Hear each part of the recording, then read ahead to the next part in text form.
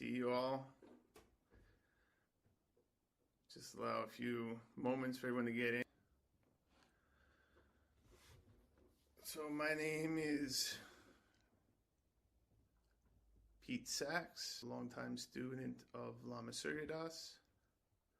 Many of you I know, some of you I may not.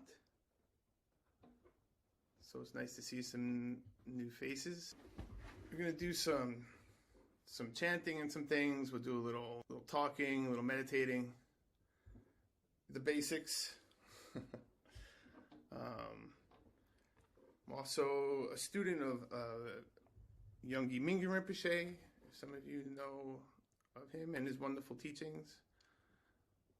So in my talk, I'll be sort of drawing from, certainly Lama Surya Das, my root Dzogchen teacher, and Mingyur Rinpoche, who is, I'd say, my Mahamudra and Abhidharma teacher. So we'll be doing a little bit of a conglomeration, well suited for these postmodern times.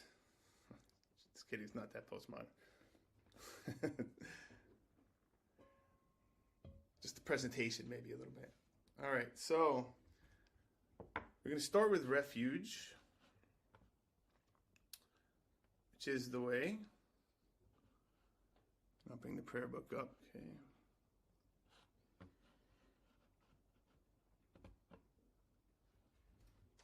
That's weird. So when that goes on, I don't see anybody anymore. Okay. Well, I'm just going to trust.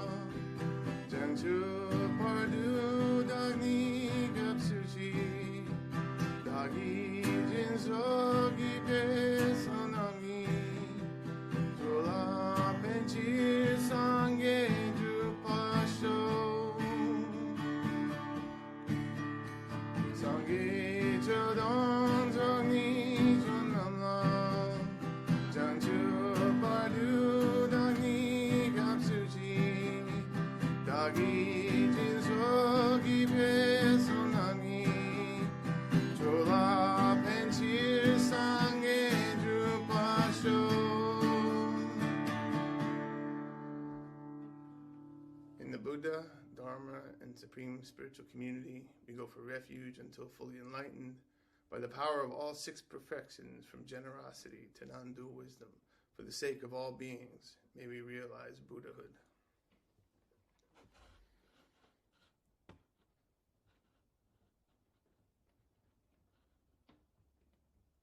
And we'll just go and do the four immeasurables next. So let's go and do the four immeasurables.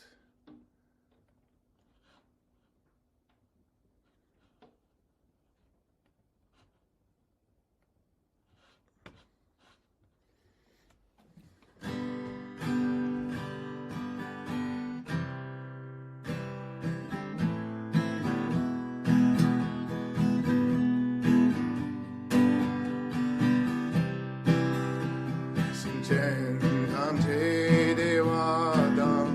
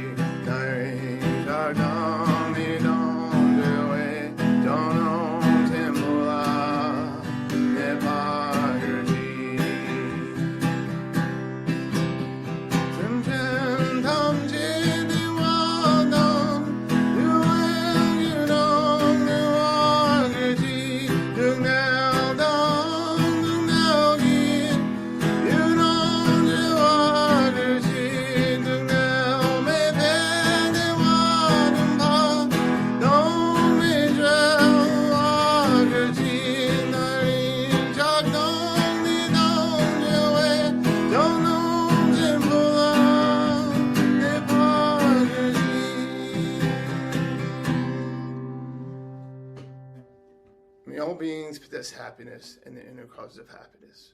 May all beings be free from suffering and the inner causes of suffering. May all beings remain undivided from the sacred joy which is free from suffering. May all beings come to rest in great peace and equanimity, beyond attachment and aversion to friends, enemies, or strangers.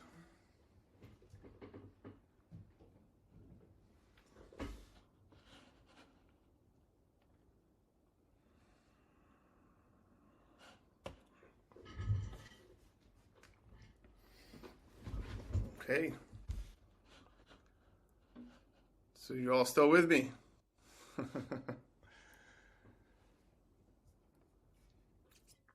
So just gonna do a little bit of talking. How many of you, just a show of hands, I don't see you all, are, let's say, Buddhist of some kind? Whatever that might mean. Wonderful. Okay. And it's not a prerequisite for anything. I'm just curious. So I've been thinking a lot about, let's say, what it means these days. I don't want to say what it means to be Buddhist. Let's say what it means to be alive and practice Dharma. Right?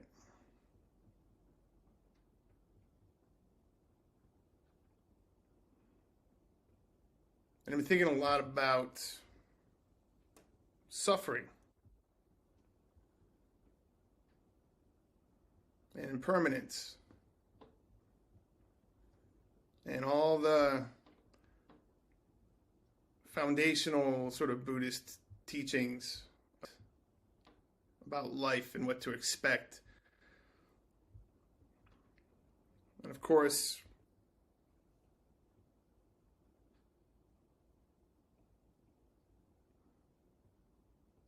our own brand of suffering, our own brand of trouble in life will be tailor-made in all its wisdom to our own karma. But rest assured, it's coming. It's there.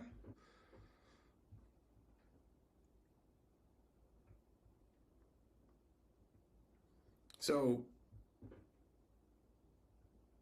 foundationally speaking, we have all heard of the Four Noble Truths, I'm sure.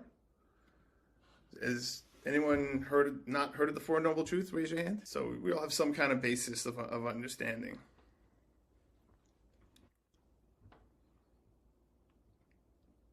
The first truth to understand as a Buddhist, of course, is that all conditioned life has a characterization or is infused, let's say, with dissatisfaction, the sense of loss and impermanence. And this suffering, without seeing the truth of the Four Noble Truths we're taught, this foundational truth, we cannot truly gain the wisdom necessary for enlightenment. It's very simple.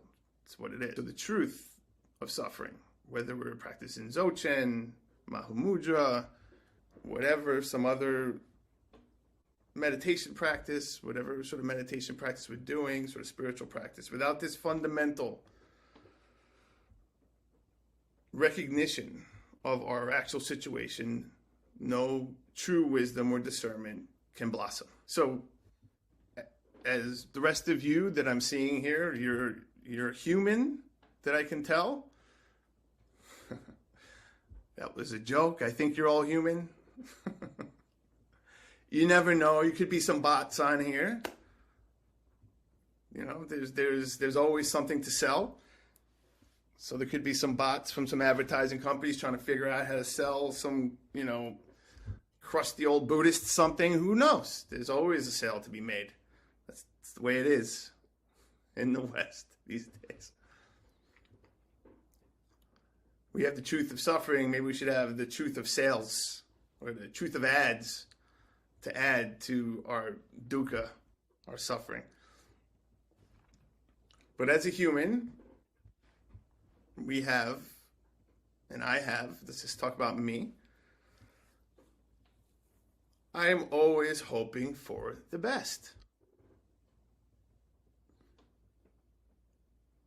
And I am often hoping that through my practice, through my doing good deeds, through my love for the lineage, through my prayers to the Buddhas of various stripes and what have you, deep in there, even though don't always recognize it, there is a little bit of wishful thinking that by doing all this, everything will be fine. If I just practice enough, if I just do this enough, whatever the case may be, that there is a time where everything is going to be okay. A time where there will be no suffering. And we have many ways of tricking ourselves into these ideas. I've had many ways of tricking myself into these ideas. But of course, in the end, and in the now, we could recognize it. We'll talk about that in a bit. But of course, the destination of every body, human body, on this call is death. This is the truth. Every single body on this call. Our bodies will eventually either be burned or disintegrate or whatever we plan to do with these bodies as they eventually expire. But this is the truth. No amount, and I'm not saying anything you don't know, no amount of meditating, no amount of doing good deeds is going to stop that for us and everyone that we love.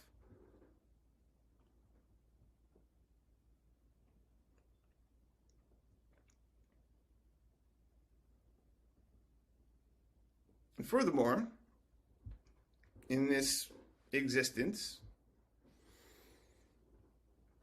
we're not going to have, even we could say, well, maybe I can have the perfect life if I practice well enough, or if I'm a nice enough person, or if people can be nice enough, if we could all just get together and speak or do our thing. Maybe this body will expire, but maybe up until the point of expiration, I won't have to go through any hardships. Maybe there will be no pain. Maybe there'll be no pain around me. Maybe there'll be no suffering. Maybe there'll be, maybe I could just, maybe I could see past it. Maybe I could, be so wise or so full of love. Of course, there's a point of that enlightenment we're all working towards. But of course, this is samsara. This is the truth. That is not going to happen. We are not going to get the best political system that's going to arrive, like all boats rise together. We are not progressing necessarily, like we're in a circle, samsaric circle. This is how we're taught. This is like how we're taught as Buddhists.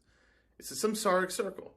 Things can appear to be going up, right? And then they come down, and then they go around, and then they come up, and they come down. And this is the cycle of samsara.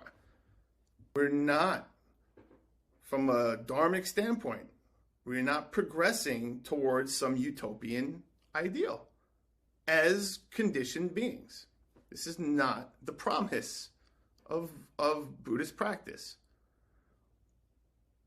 And I would argue this promise, this idea of an endless progression towards some better place, which I think is held by many folks in our society and has been held by many humans from time immemorial, whether it's do good, get to heaven, end of suffering, everything's good, or whether it's through the progress or evolution or technological progress or all this, we're in some kind of arc towards some kind of utopian ideal. And even though intellectually and conceptually, I doubt anyone would think that, sometimes, subconsciously, we are engaged in hoping for that.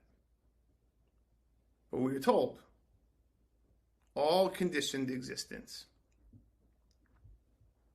filled with dukkha. Now, again, as Lama would say, it's not about skruka. It's not about, this is not like a depressing thing where there's no joys in life. Everything is suffering. Let's just forget about it. Let's cry. Let's be nihilistic, all the time. No, of course not. That's falling into nihilism, which, of course, many Buddhist teachers throughout the ages have taught very distinctly to not allow that to happen. Misunderstanding. Because, of course, this is a beautiful world. This is a beautiful life. Partly because of the truth of suffering. So they talk about in Buddhist practice, and I've been studying quite a bit of this in the Abhidharma and some of the teachings that Mingyur Rinpoche has been doing in his cycle of teaching this year. There are 3 kinds of suffering that we talk about in Buddhist talk, Buddhist philosophy, or whatever we want to call it. Again, the suffering of suffering, which I think we all know. Pain, loss, loss of loved ones, loss of a job, acute suffering, bad things. Let's call them bad things happening to us. That's the truth of suffering.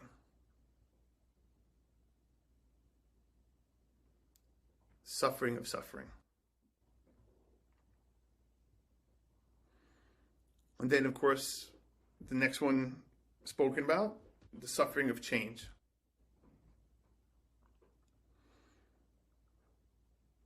Right? We have a tendency to believe that things are permanent. We think that things can be permanent. We think that things are independent. But everything, of course, is impermanent. Always changing. So even when something wonderful arises in our awareness, a wonderful experience arises, being wise, and the truth of suffering is understanding that this is going to pass as well. Never be permanent. Not anything, not a single moment, not a single breath has any permanence to it. So the suffering of impermanence. And then the third, sometimes called all-pervasive suffering, the suffering of existence.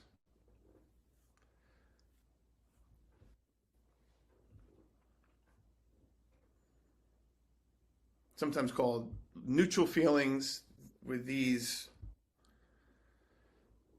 from a mindfulness standpoint, we sometimes put them in the buckets of feelings, or the suffering of suffering. It could be a negative feeling.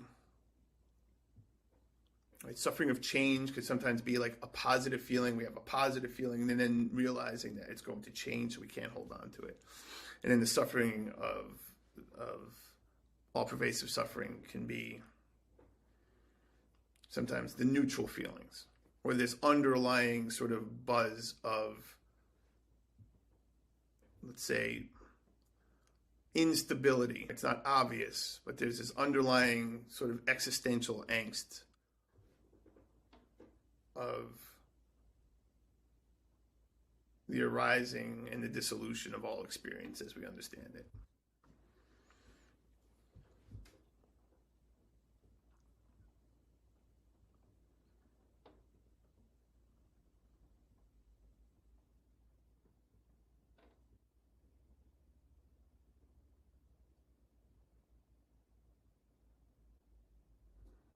So as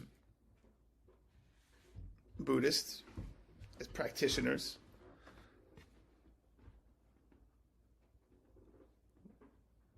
this recognition of the unsatisfactory nature of existence itself is meant to be the fuel for our practice. And so therefore, right, in the big causal matrix of existence, enlightenment, the cause of enlightenment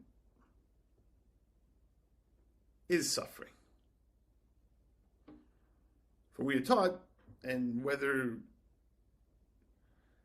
or it is believed and it has been taught,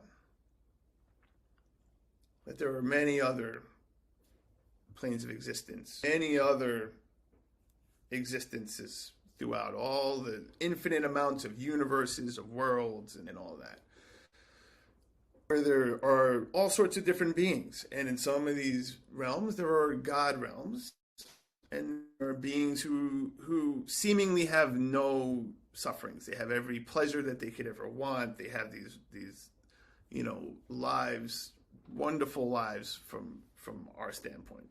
This is the way the teaching goes. But of course, even though it could last thousands, millions, trillions of years, who knows?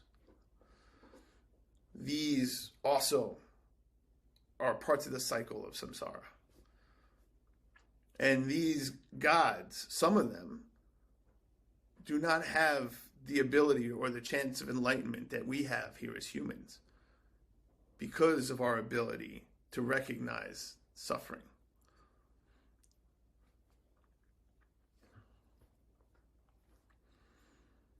So we were said to be in a unique situation to be able to realize these Dharma teachings.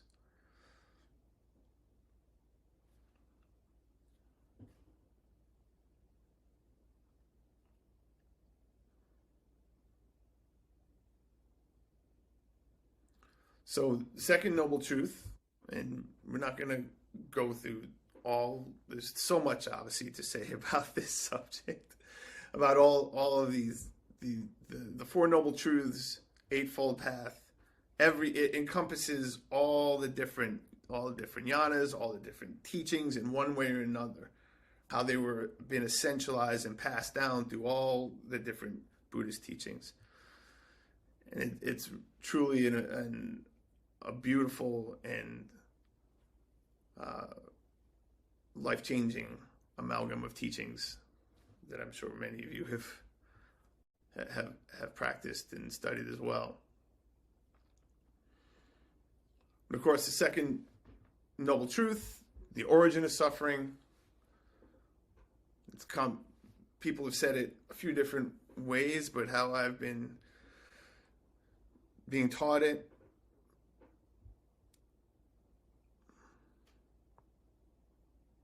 origin of suffering is essentially the three poisons, and all based on ignorance. Ignorance, craving, and aversion. So we could say, depending on how strong our language we want to say, we could say desire, hatred, ignorance, lust. There's all different ways of describing these three poisons. But ignorance, the ignorance of understanding the truth of suffering and the cause of it being this sort of fundamental ignorance, this fundamental grasping at the idea, which is why often the main one is called craving, this fundamental grasping at this idea that this life that we live is going to produce the inner happiness that we need, that we search for. It's fundamental ignorance that all of our existence, our beautiful, wonderful, painful,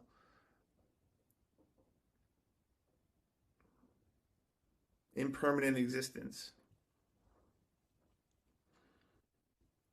will somehow eventually deliver us the pure happiness without suffering that we want from it.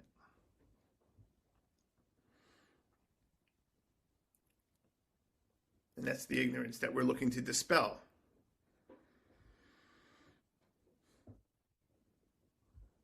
So we're looking to dispel this fundamental ignorance, right? that exposes our desire, or exposes our anger, our aversion, our hatred, right? It's this, the path of enlightenment in the Buddhist context, right, is the cultivation of wisdom, of clear seeing.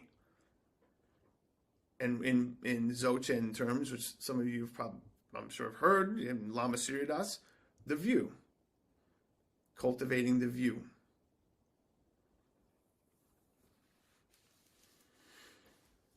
So this is the path of liberation, and then what we're trying to cultivate is seeing things as they are, seeing it as it is. This is the Dzogchen and Mahamudra, a bit different, but the view of seeing existence as it is.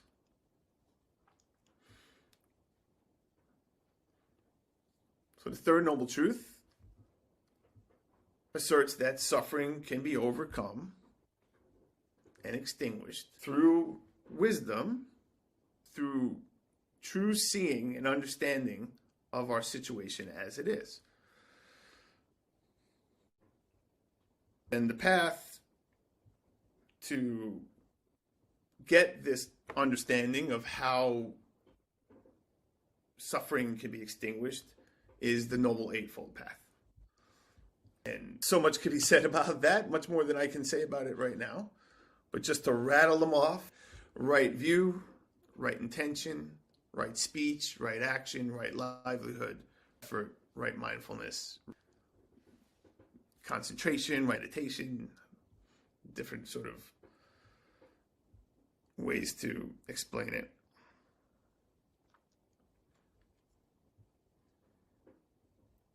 So in Dzogchen, we often talk about view, meditation, and action. And in that schema, all these 8 are contained within view, meditation, and action. And Lama Surya Das has wonderful, just masterful teachings on view, meditation, and action. I could not even begin to hold a candle to those teachings, so I won't even try. But this is the way. So in Dzogchen, in what we've learned in Dzogchen, it encompasses this whole path. There is no path to enlightenment without the Four Noble Truths. There is no path to enlightenment without right action, without right livelihood, without right effort. There is none. It doesn't exist. We cannot think our way through it. We cannot think our way through karma. Karma, which we haven't touched on so much here, but oftentimes talk about the cause of suffering as karma and klesha. Klesha being our destructive emotions. Obviously, on the bed of ignorance, our destructive emotions. And then, of course, our karmic imprint that has been developed over how many infinite lives and time. This is the Buddhist view. This is how we're taught. So karma is, and klesha, right, our own sort of wrong views, wrong feelings, actions, wrong in quotation marks, unskillful, probably a better word. And the karmic imprint of us, our species, our planet, all that. We're all in this basic karmic situation together.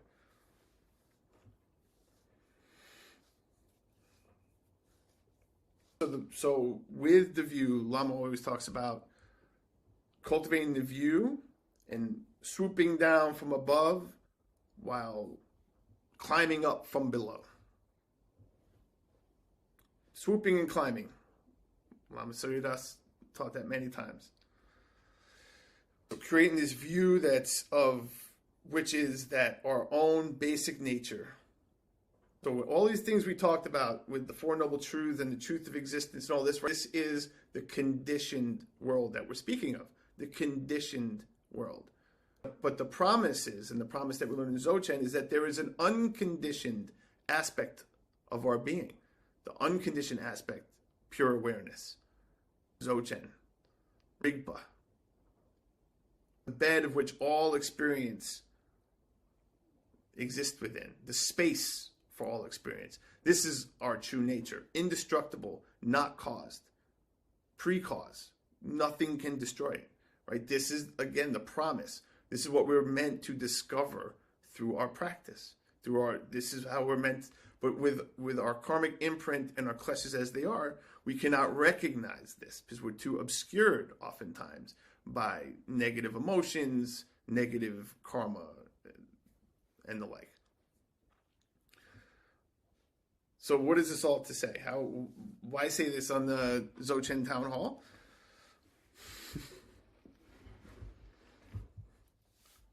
Because we want to cultivate the wisdom and the fuel to propel our practice, to propel our meditation.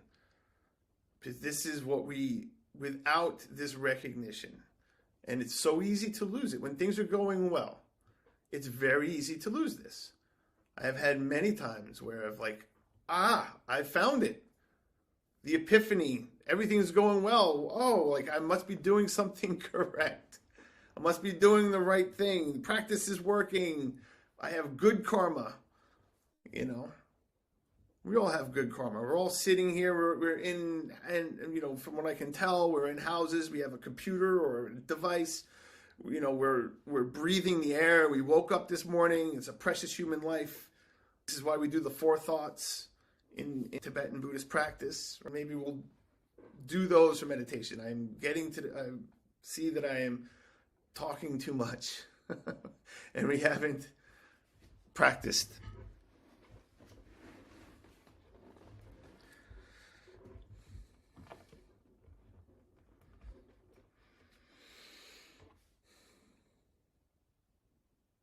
But it's important to realize all the aspects of the practice, right? To free ourselves from samsara, which is the goal of our practice, we must maintain the view.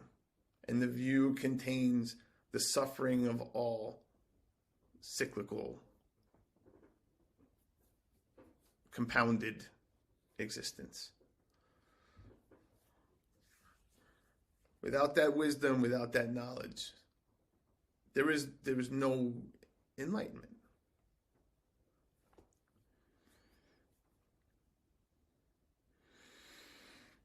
So when we look out on the landscape of, let's just say, our I don't know if all of you are in America, but the landscape of our Western sort of existence, I think we can see that many folks believe if their preferences get into a situation, get into power, that everything is going to work out.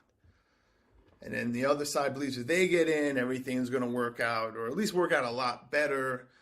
And, everyone thinks we're progressing and moving towards some better place, and then technology is coming, and that's going to make us better, and the internet is going to make us all love each other, and we're going to understand each other, and blah, blah, all this lovely wishful thinking. It's wonderful. There are so many great inventions, and there are so many great things that have happened in all of that, not taken away from that. Technology is wonderful. I'm a tech nerd. I love technology.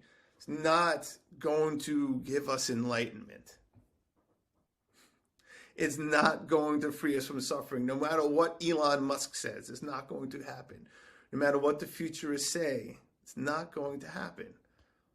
We're not going to live forever in harmony with disembodied consciousness from this body as it exists. These are not going to happen. We are not heading towards some kind of American utopia. It is going to be a bunch of steps forward, back, left, right, and who knows where it goes. We don't know. This is the karma that exists. We have not exhausted our karma.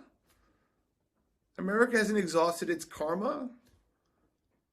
So we don't want to fall prey, as we can, to the wishful thinking of many of our loved ones, of our fellow human beings. We're Buddhists. We know we're looking for the truth, the wisdom, the see through being through the illusion of separateness. We're not separate in our essence, but then also making sure we see what is essence and what is conditioned. This again, discernment, wisdom. So that's a lot of speaking. Let us sit.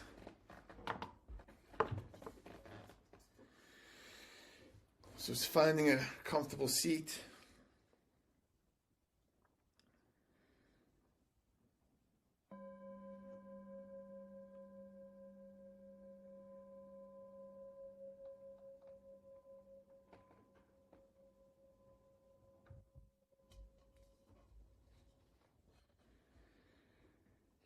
Just arriving.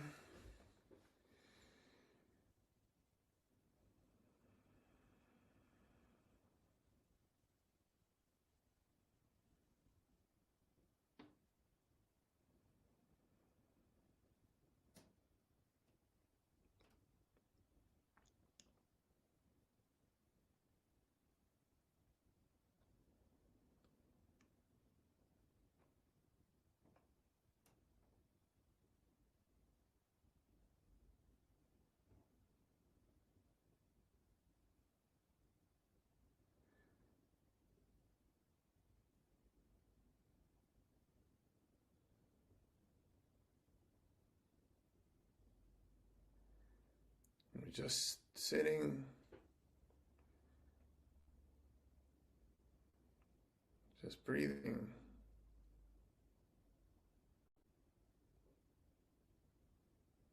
just being.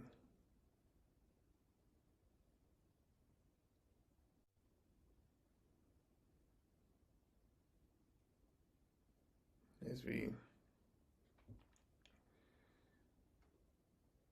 sit,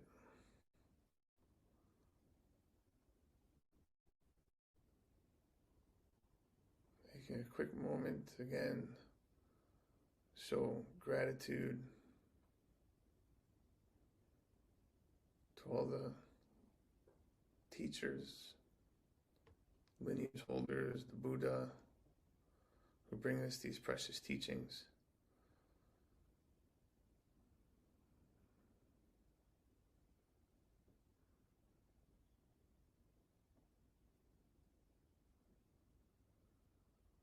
So grateful, be grateful and have gratitude for the teachings and how lucky we are to have heard them, to have already heard the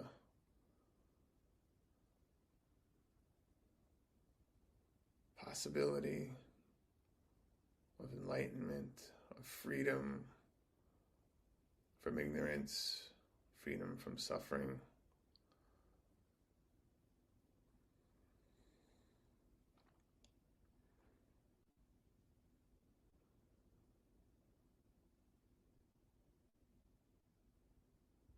And then gratitude to the Sangha, to all the fellow travelers on the path.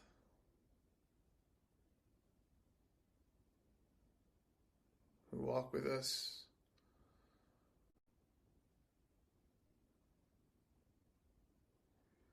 Perhaps life after life, time after time, towards recognition of our true nature. All these wonderful beings who, like us, just want to be happy and free from suffering.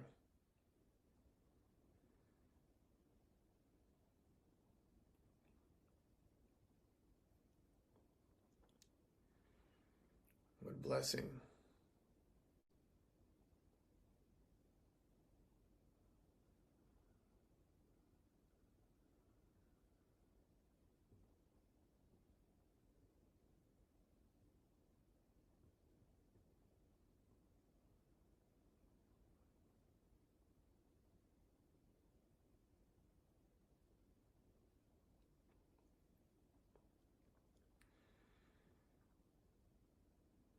Just being aware of our body.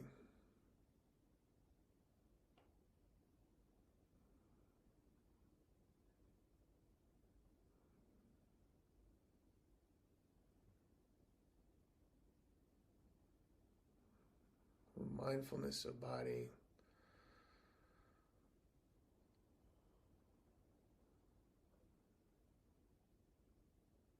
Sense of weight, sense of mass, grounded here in this reality.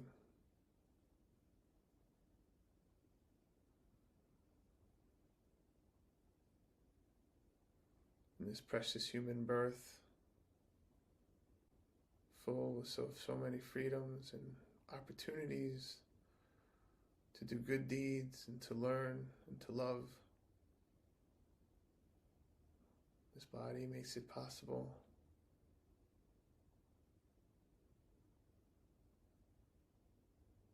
So aware of it.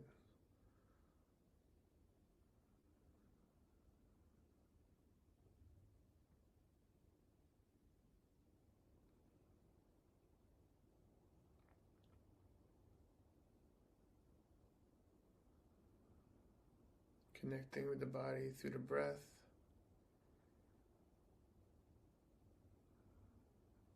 Aware of breathing.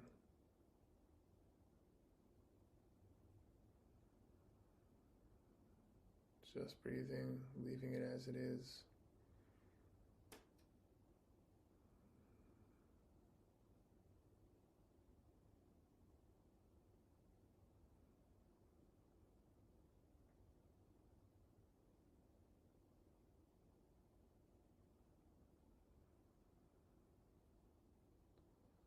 This body and breath one.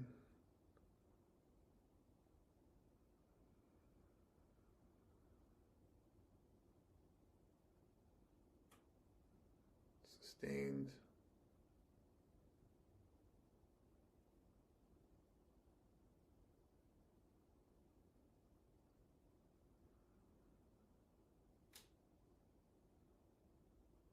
Just aware of breathing the body as it is.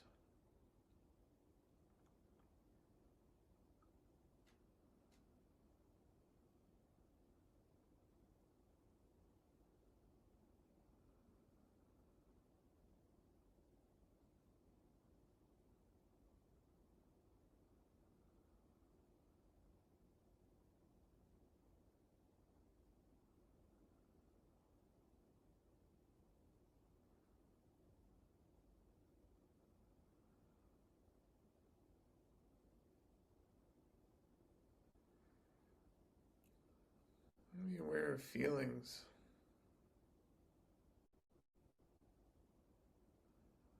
Mindfulness of feelings.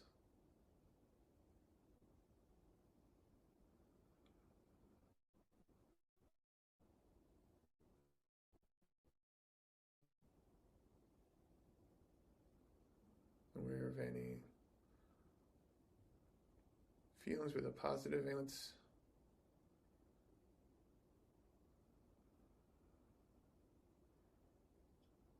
Aware of any feelings with a negative sensation. Just aware of now the feelings within the body.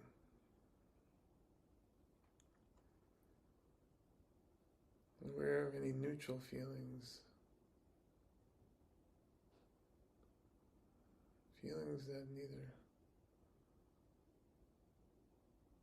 seem positive or negative.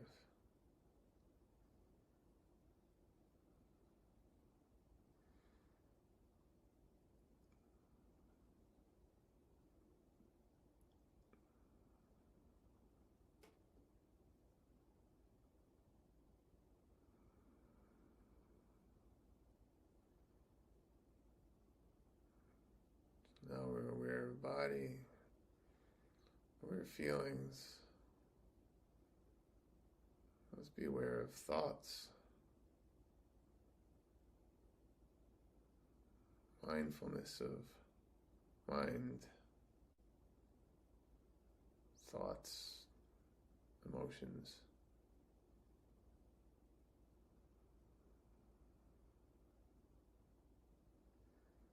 Whether there be any images, words, emotions, just aware as they are, letting them come and go.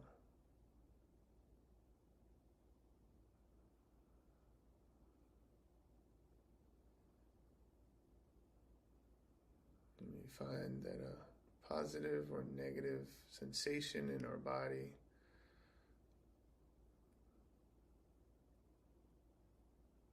may lead to some thought or emotion. Not manipulating this, just being aware of how experiences is arising in the body and mind.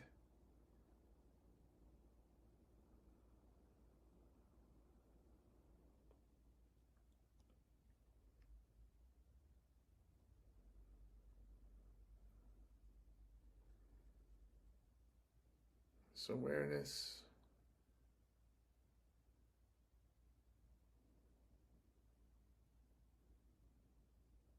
of thoughts, sensations and feelings and body.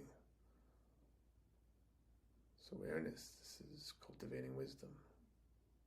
Just aware of things as they are, as it is.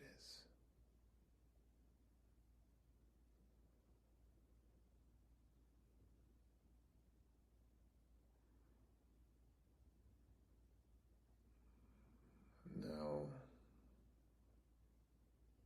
fourth mindfulness, often called mindfulness of dharmas, mindfulness of phenomena. This is perhaps the same as our Dzogchen, Trekchö meditation, awareness of all the phenomena and noumena on the stream of consciousness, as Lama Surya Das would say, just aware of all inner and outer experience. So awareness of sounds, sights, of smells, touches, awareness of all phenomena, awareness of the body, the breath, all. Just awareness as it is. The big Tigli, the overarching sphere of awareness.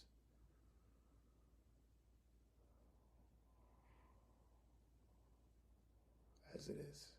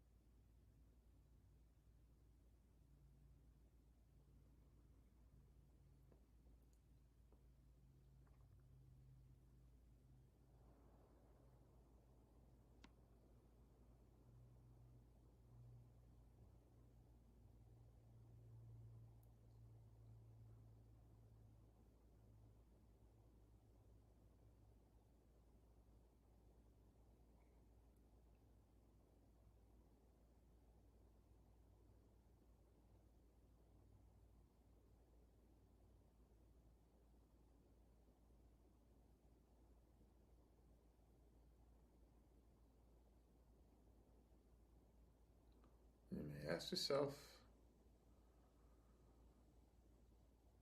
who experiences this inner and outer phenomena?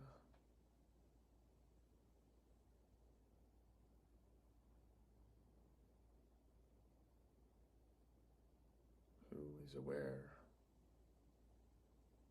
of my experience.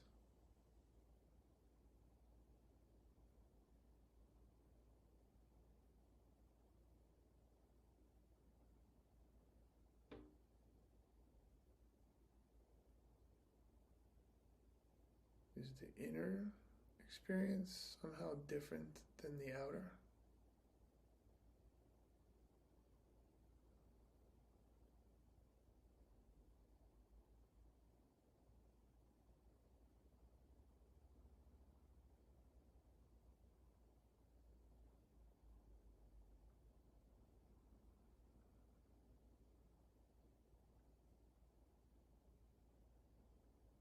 And then just dropping it, and just being as it is.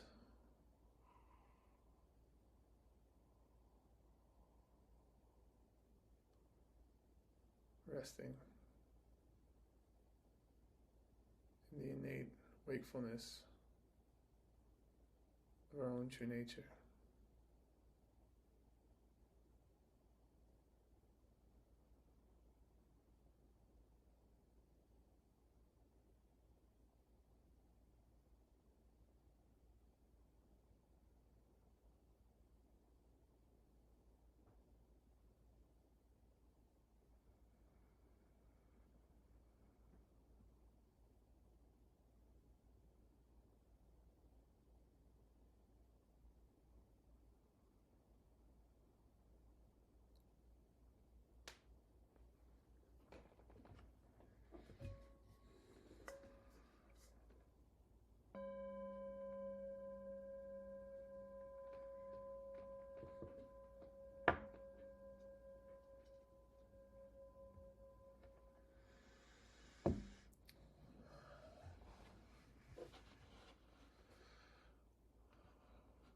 So we'll do a dedication. Sorry, I've gone a little bit over.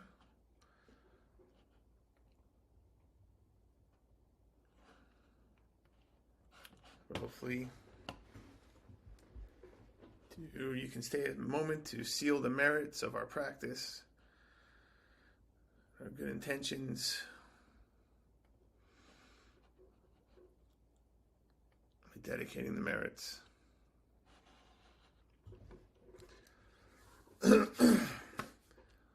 Sonam di tam je zikpani, domne ni pejanam pamjene, giyana jibalab jukpai, zibe zole joa joa sho. By the power of this meritorious practice, may the real enemies, our own projections and misdeeds, be overcome, and sublime realization fully attained, so we may free beings from the miseries of birth, old age, disease, and death, the stormy waves of the ocean of samsara.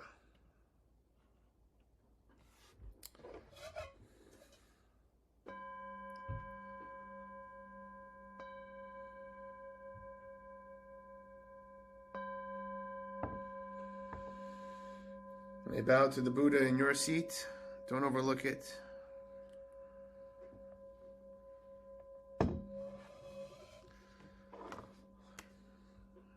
Thank you, everybody. Good to see you all.